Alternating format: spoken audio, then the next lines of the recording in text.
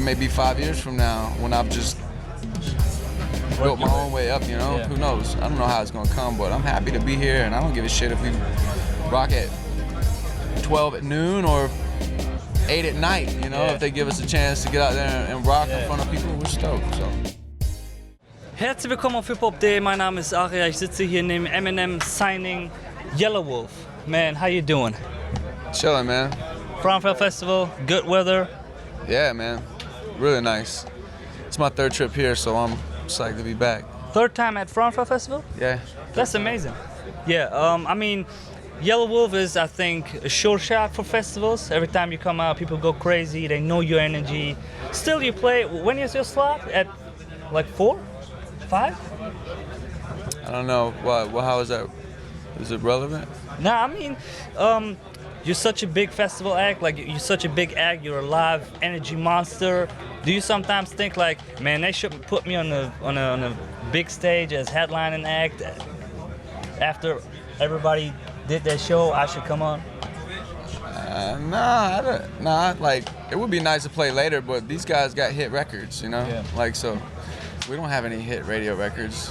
Man. So I don't, you know, so I think if that ever happens, we might, or just over the years, sometimes it's just like, sometimes you have a hit record, or you just blow up worldwide, and that happens for some people when they get main stage, and you know, that's just the way it works. Sometimes you just, I don't know, I may not. It comes over time. Yeah. You know, whatever.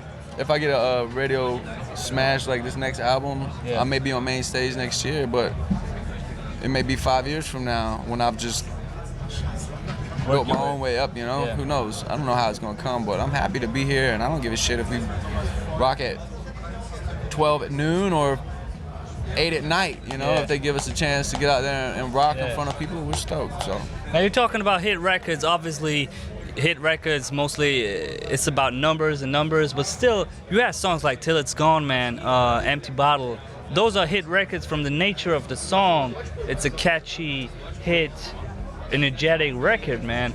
Let's talk about the album "Love Story" that came out a while ago. The reactions to that album were pretty much the best reaction you ever had to a project, right?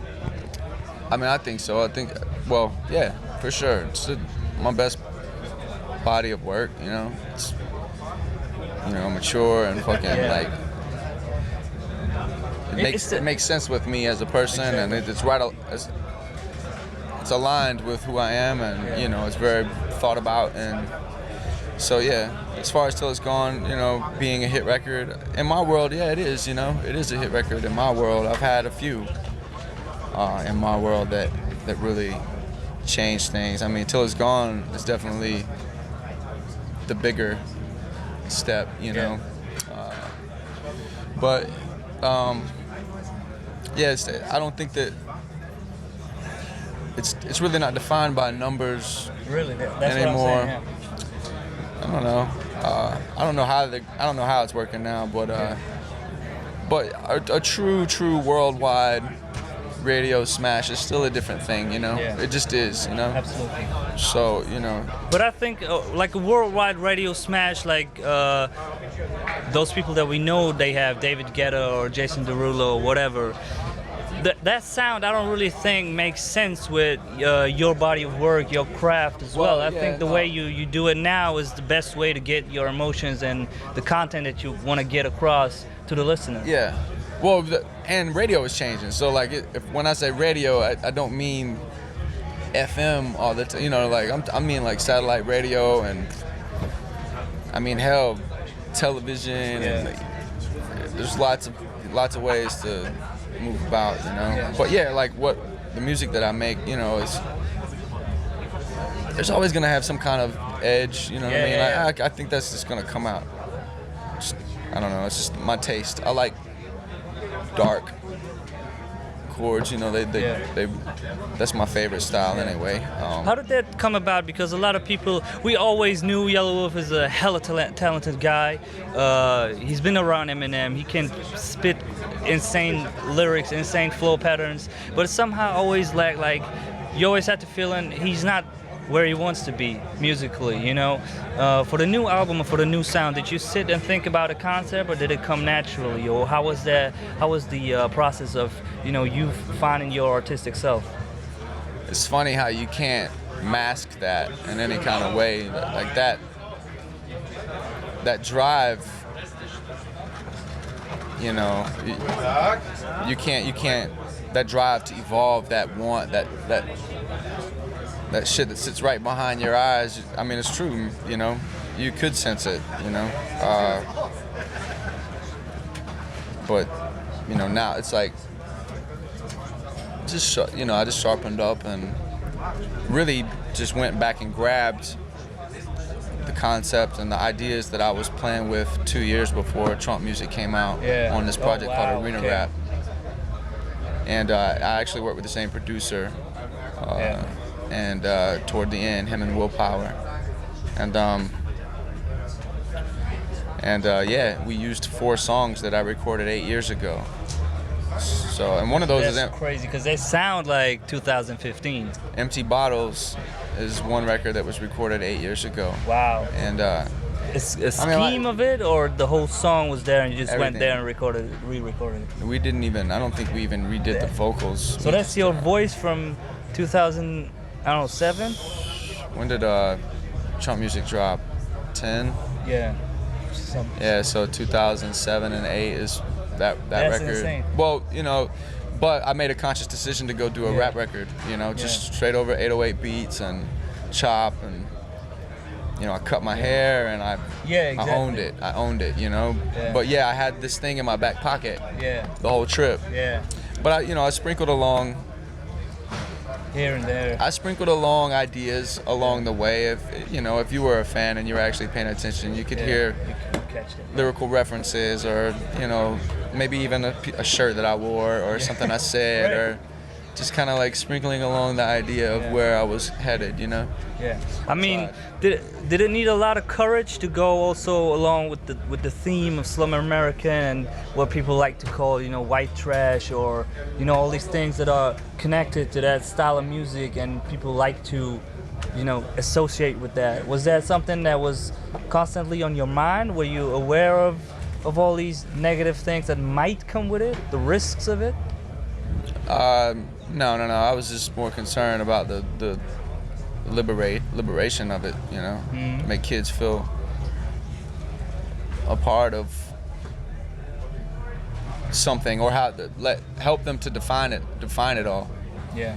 You know, like kind of just this is what this is. This isn't Generation X, you know. This is American, and this is what we came up on. Yeah. You know, and there's no particular, you don't have to have tattoos, you don't have to be from the ghetto, you don't have to be from the trailer park or the projects, you don't have to, it's kind of like an appreciation. You can be from all that, of course, you know. Do you sense it when you go out, you know, to these countries, or even in America when you do your gigs and talk to fans and talk to critics and everybody? Do you sense that they know where your sound comes from, that's, you know, the old Tennessee sound, or just the history of the sound? Do they know where your inspiration comes from, the younger generation that listens to you? I mean, I think that the youth is certainly underestimated as far as how far they will go in depth to a record, and how much research they'll do just to know the inside and out of a song that they're a fan of. I was that way, and I always remember that when I'm looking at a group of kids that they may be going crazy over some record that I'm like, what the fuck? Huh? But I also remember when I was a kid, those other kids that went crazy over those other records, but me and my friends were on this type shit. And so I just always remember, you know, that we were way ahead of our age. You know, when I was like 13, 14 years old, I was listening to what my mom and her friends were listening to, like Foghat and Leonard Skinner, and you know, REO Speedwagon and Little Feat and Dwight Yoakam and Trisha Yearwood. That was Randy Travis, Led Zeppelin, Ozzy Osbourne, blah blah blah. So that I was already, and that's what I listened to. Well, my mom didn't give me a choice, you know, but I didn't have the internet. Yeah, obviously. So you see now, like, you know, you got more, record stores, and you can't even listen to the fucking vinyl before you buy it. But the blessing of having it all at your disposal just by the click of a button is that you become an educated critic. You know, kids are just more well versed now because they have so much to choose from, which makes it really ultimately is going to make music better, because you're going to have to be a better artist to be appreciated worldwide, and they'll just grow to know, you know, that's just the way it goes. When did you do the transition to rap? When you said you grew up on Ozzy Osbourne, Led Zeppelin, Lynyrd Skynyrd, when was the transition for you that you saw or heard the first time rap and probably were like, wow? No, it was specifically in Fort Payne, Alabama. And my stepdad at the time, well, my mom wasn't married, but anyway, my stepdad at the time was touring with, or had toured with Aerosmith and Run DMC during the Walk This Way tour, way before This is before music family history, man.